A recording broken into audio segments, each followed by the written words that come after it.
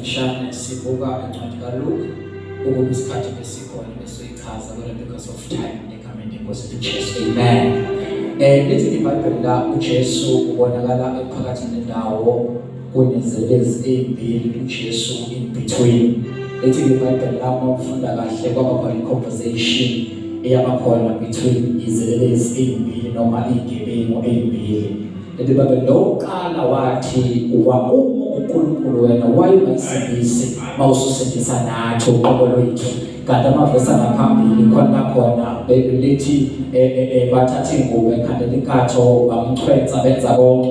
Kodwa lo wesibili userebuka lo umngane wakhe alethi iBhayibheli abantu ababili abakwazi ukuhamba bengavumelana naye. So kumele bevumelane ukuze behambe ndawonye abantu ababili. So laba bavumele nabo babili ukuthi vele bazigebengu baphila impilo yomgebengu. Into esifunda khona uJesu is in between akanacala akanasici akanalutho akukho lokubi akabonisiwe.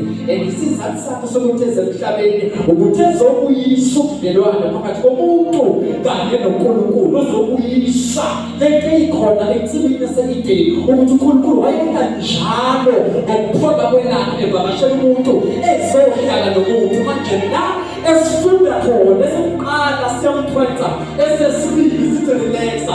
This is God. Awuboni uNkulunkulu ukuthi ukhona phakathi kwethu.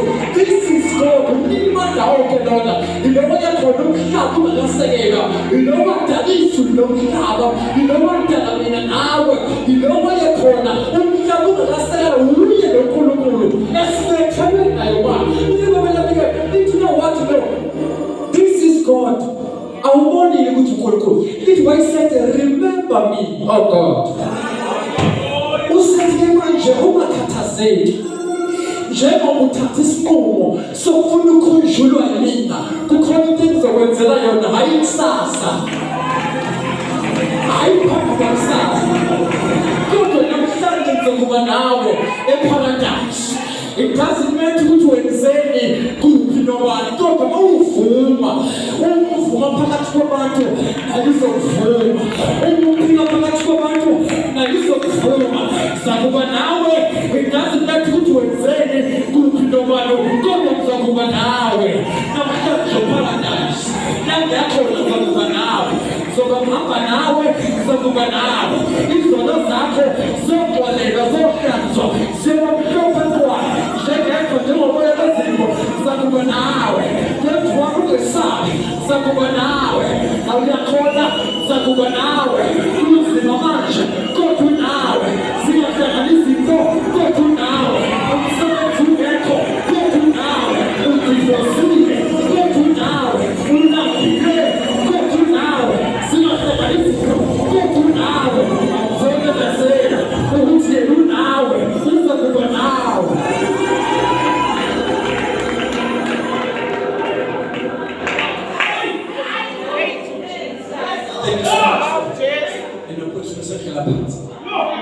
My brother, now, oh God,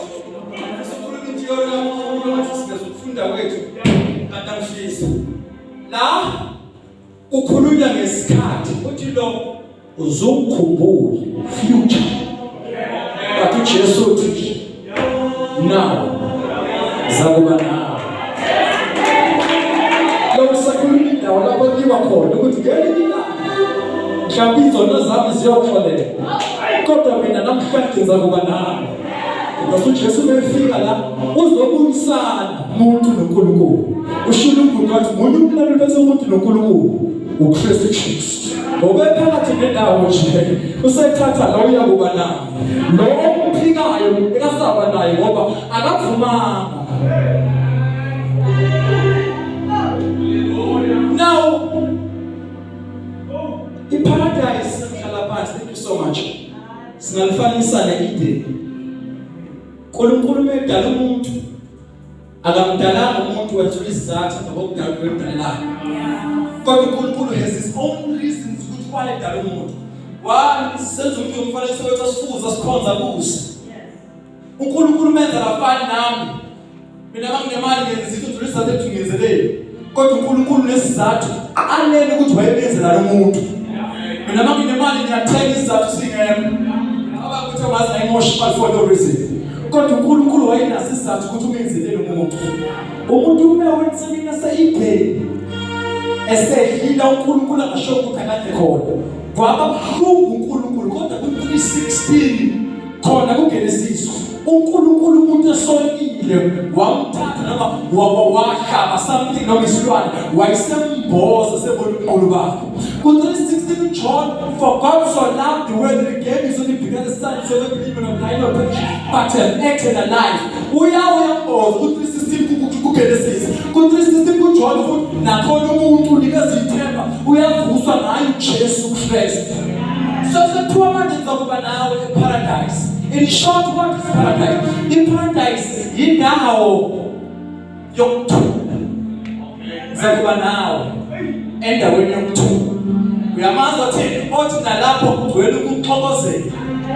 Ngingenakuthula. Kodwa ukhona umoya ogcwele, umoya weqiniso. Uyathulisa imisinde enhliziyweni yakho. ePharadise ngizokuba nawe. Lapho kunokuthula khona. ePharadise is a perfect place. Indawo perfect. ePharadise is the holiest place. Kodwa ngizokuba nawe. Nginomathathu njalo ngizokuba nawe. Ngikebekile ngizokuba nawe. Nginecala ukuthi ngibulele ngizoba ngizokuba nawe. In the holiest place. Because thina siyona usuku nosuku ucabanga ukwenza. We don't qualify ukuya kuNkulunkulu. Kodwa kuNkulunkulu siya ngoJesu. Esesimamukele sephila kithi. Sithi babegameni likaJesu. uNkulunkulu angabuki thina abuke uJesu Kristu. Ephila kithi uJesu ngaphambili. Sithi ngabaJesu thina. Sithi yithi nama sesikhona sesifikile. Kubonakala uJesu kungabonakali thina. Paradise, a place of waiting with joy and peace. So we wait in joy, with joy and peace. But I have joy, peace, and happiness in my heart or in my soul.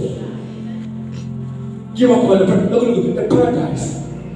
Paradise is a beautiful place, a place of hope. That will bring us to commitment. Uthukeni nababanye ozabweni ubona nawe uthi khathatha angenzanga iphutha kodwa ngenzile right yokuthi ngimamukele uJesu aphilekile.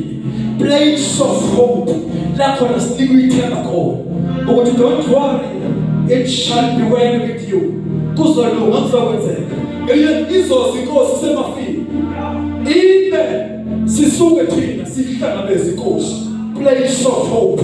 Last stage is called ukuthi thina siyenda wale which is heaven, so in the paradise.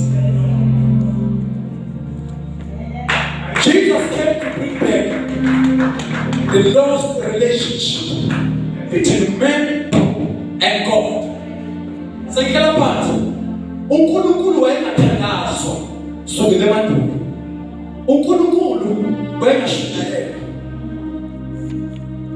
Ukuthandaza kuvela umuntu esonile esonweni noma esonile kwayesevuka ipray ukuthi kube khona ubudlelwano.